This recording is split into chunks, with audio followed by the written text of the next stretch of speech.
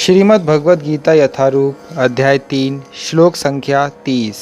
मयि सर्वाणि कर्माणि सन्न्यस्याध्यात्मचेतसा निराशीर्निर्ममो भूत्वा युध्यस्व विगतज्वरः।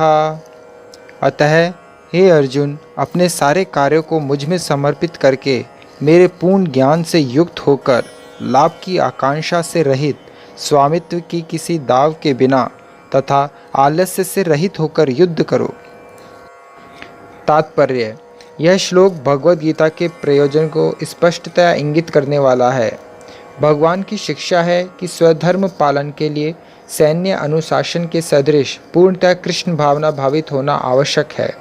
ऐसे आदेश से कुछ कठिनाइयाँ उपस्थित हो सकती हैं, फिर भी कृष्ण के आश्रित होकर स्वधर्म का पालन करना ही चाहिए, क्योंकि यह जीव की स्वाभाविक स्थिति है।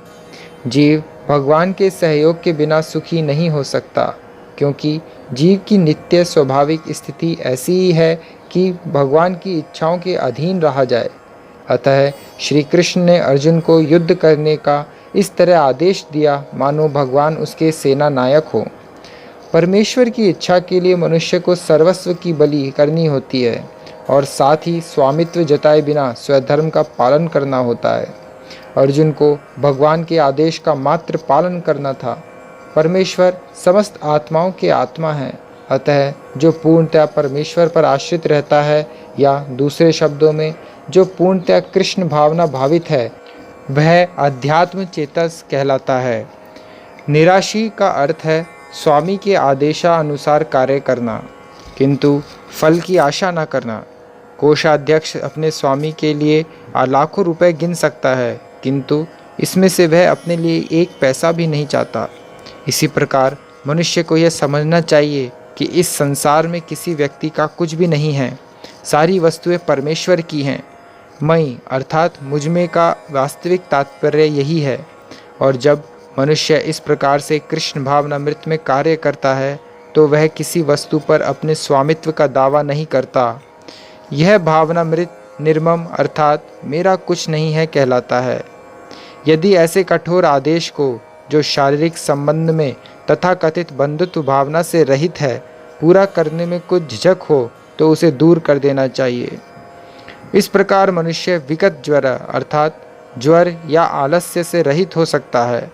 अपने गुण तथा स्थिति के अनुसार प्रत्येक व्यक्ति को विशेष प्रकार का कार्य करना होता है, और ऐसे कर्तव्यों का पालन कृष्ण भावना भावित होकर किया जा सकता है।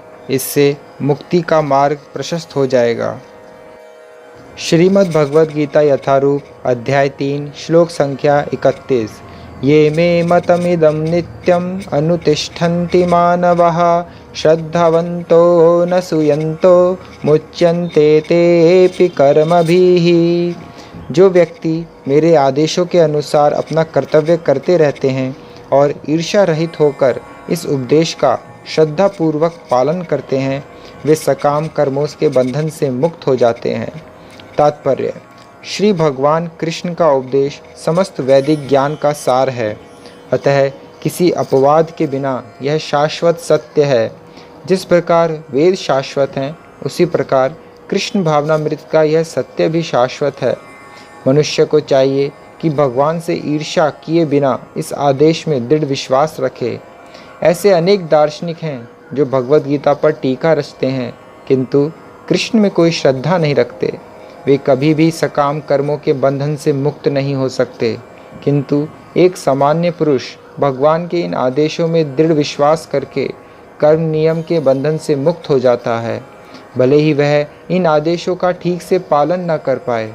कृष्ण भावनामृत के प्रारंभ में भले ही कृष्ण के आदेशों का पूर्णतः पालन ना हो पाए, किंतु चूँकि मनुष्य इस नियम से रुष्ट नहीं होता और पराजय तथा निराशा का विचार किए बिना निष्ठापूर्वक कार्य करता है, अतः वह विशुद्ध कृष्ण भावनामृत को प्राप्त होता है। हरे कृष्णा।